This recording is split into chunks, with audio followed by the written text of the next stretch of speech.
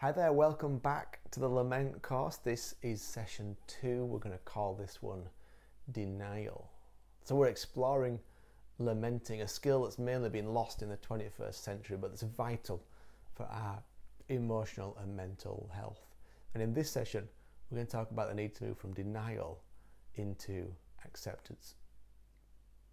Have you realised that cultures, families, friendship groups almost always develop a kind of unspoken code about what can and cannot be expressed, what's acceptable to talk about and what's not? Have you ever been in a group and suddenly you start talking about, I don't know, politics or sex or gender or race or theology or whatever it might be, and you suddenly realise that this topic is just not spoken about? Or you meet somebody new and you ask them about their family or children or parents in somewhere, and you realise from the look of people around you who are also in that conversation that this is not an area you should go. This is a taboo subject for this person. You see, it nearly always happens that in every group or culture or family there are certain things that are talked about and there are certain things that are not. Of course, in the UK, in the 21st century, mental health is something that's just starting to be talked about now, but I would argue death is still one of those things that we are very poor at talking about. Grief is one we are very poor at talking about. There are other topics that we're not very good at talking about. But as we learn, as you will, to lament from a growing place of healthy authenticity, you may find that you hit discussion and dissent because every group has an unspoken code of what can and cannot be expressed, what's acceptable to talk about and what's not. It's more than possible that as you learn to be more and more in tune with your interior life and more able to express it and talk about it, you'll start talking and you'll realise, uh-oh, these people are not on the journey I'm on. You see, we're just not very good at talking about some things. We're not very good at expressing ourselves in general. I think about how we do funerals in the West compared to how they do it in the East. They're very sombre affairs generally in the UK. There's a sense that they're meant to be sombre, and there's some fascinating ideas we have about holding it all together.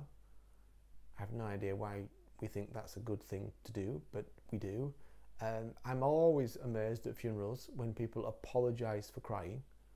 I mean, the whole point of the funeral is to start or continue on the journey of grief. And then people grieve and say sorry for it. It's a weird thing. Why would you apologise for expressing pain that you've lost somebody you loved? Surely it should be the people who are just kind of completely, going about as though it's just another day that should be apologising, not the people who are crying. But this is where we've come to in our society. We apologise for crying at funerals. We apologise for not keeping it together as though keeping it together was the be-all and end-all.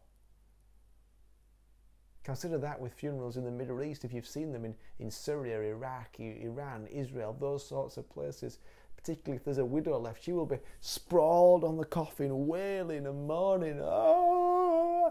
And we look as kind of good, upright, stiff upper lip Brits and go, well, that's a bit too much, but I'm not sure. I think that culture has got something to teach us about lamenting, about expressing the grief, the disappointment and the pain on the inside of us. You see, we live in a culture, in the UK certainly and in the West, that doesn't know how to express an honest response to what we are experiencing. Lamenting is not about learning to cry more or grieve or give expression to the pain and the loss. It's much bigger than that. That's part of it, but it's much bigger than that. The author Kathleen O'Connor says this about lamenting. Lamentation names what is wrong and out of order in God's world. What keeps humans from thriving in all their creative potential. Simple acts of lament expose these conditions, name them and open them to grief and anger and make them visible for remedy. See, one of the first steps on the journey of being skilled in lamenting is to name what's wrong in God's good world and in your good world, to open them up, as Kathleen O'Connor says, to grief and anger. You see, the truth is, you can't fix something until it's made visible. The first step of healing is to admit you have been wounded and the wound hurts.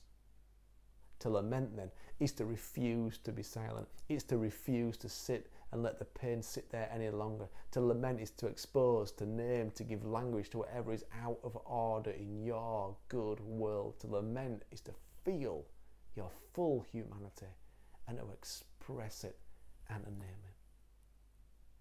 You see, sadly, there are lots of people, and you may well be one of them, who have been through change. They've got a different job. They've lost somebody that they love. They've had a key relationship change, and they've never managed to lament those changes.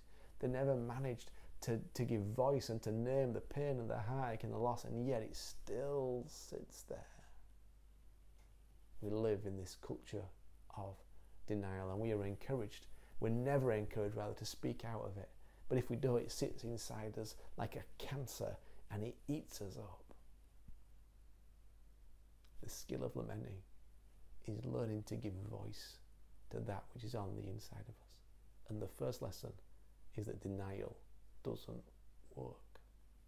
Lamentation then is both your growing fearlessness about your own interior life and your vulnerability about naming that which resides within you, and then being courageous and fearless enough to name that which is wrong in God's good world, in your good world.